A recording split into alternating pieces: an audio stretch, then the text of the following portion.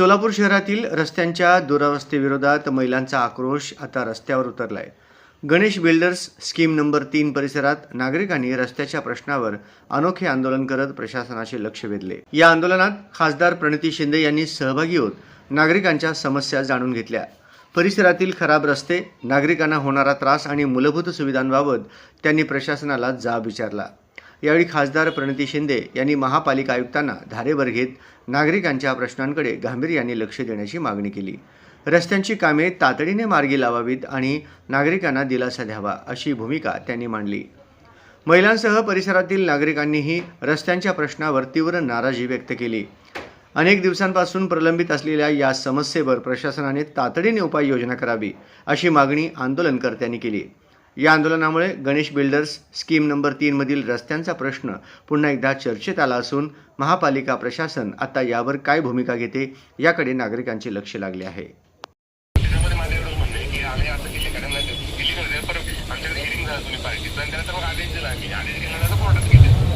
हो बरोबर आहे, विष्णुलकर साहेब जोपर्यंत तोपर्यंत निर्णय झाला नव्हता आणि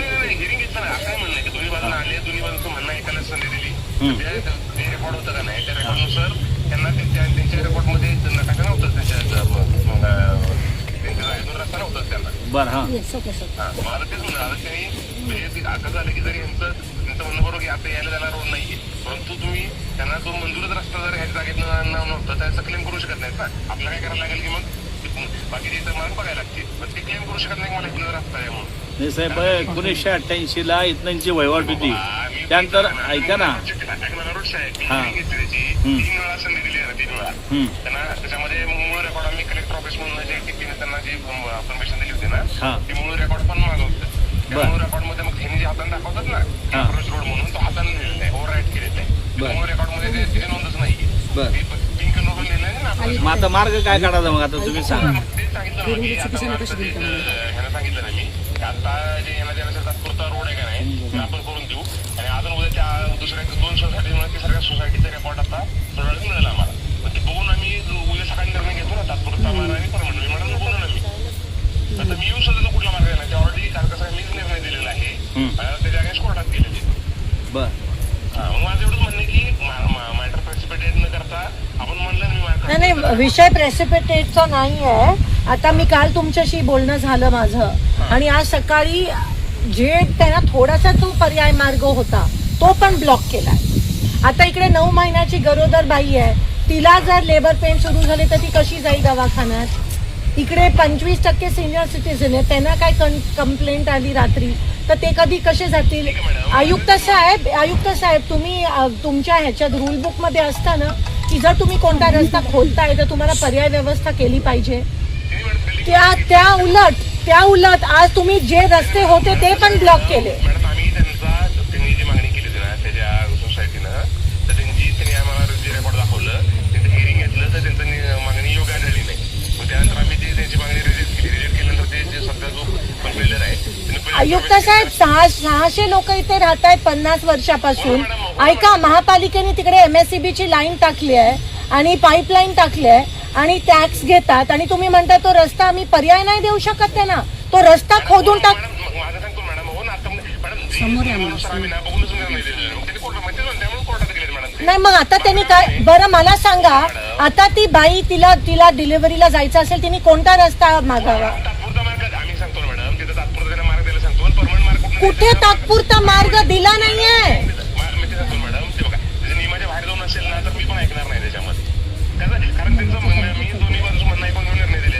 मला माझं एकच प्रश्नाचं उत्तर द्या, हे आज रात्री जर आहे ना इमर्जन्सी आली, कुठे तुम्ही येऊन नाही तुमच्या लोकांना पाठवा, मी इथे बसले गेले 3 तास, कोणी फिरकलं नाहीये। नाही नियमानं नाही, सॉरी, तुम्ही नियमाने त्यांचा रस्ता बंद केलाय, ह्याला कसं नियम आहे? अनधिकृतरित्या तुम्ही केलाय। आयुक्त साहेब तुम्ही पर्याय रस्ता ताबडतोब करून द्या, मी इथे बसले, तुमच्या टीमला पाठवा। नियमाच्या बाहेर कसं आहे? तुम्ही नागरिकांचा रस्ता ब्लॉक करता, ते नियमाच्या बाहेर नाहीये।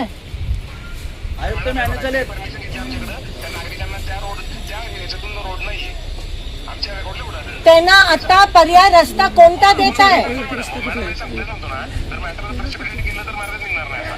नाही तुम्ही येऊन मग बोला, मार्ग आम्ही काढा ना लोकशाही साहेब. पद्धतीने बसलोय. मॅडम, असं जर उपोषणाला बसलं की असं कोणतरी मार्ग आहे. उपोषणाला आम्ही इथे बसलोय. आम्ही तुम्ही माझं सोडा, इकडे सगळ्या बायका बसल्यात. साहेब, ऐका ना. मार्ग काढा, विषय संपवा ना. मार्ग काढा ना, इथे तुमचे लोक नाही, तुम्ही कोणी येत नाहीये. इकडे येऊन शब्द द्या. थांबा, बोलायला द्या. ऐका ना साहेब. आयुक्तांचा धिक्कार असो. बघा, एक मार्ग काढा, विषय संपवा ना. 200-250 लोक आहेत साहेब, 600 घर आहेत. हा,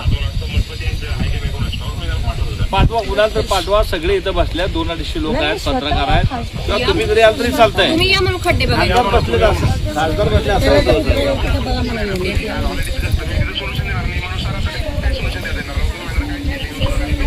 नाही ना, मार्ग काढा, विषय संपवा ना. येऊन वैवाचे मार्ग द्या तर चौथा तेवढा. आमच्या हक्काचा रस्ता आम्हाला. आता सोलापूरकरांसाठी गुड न्यूज.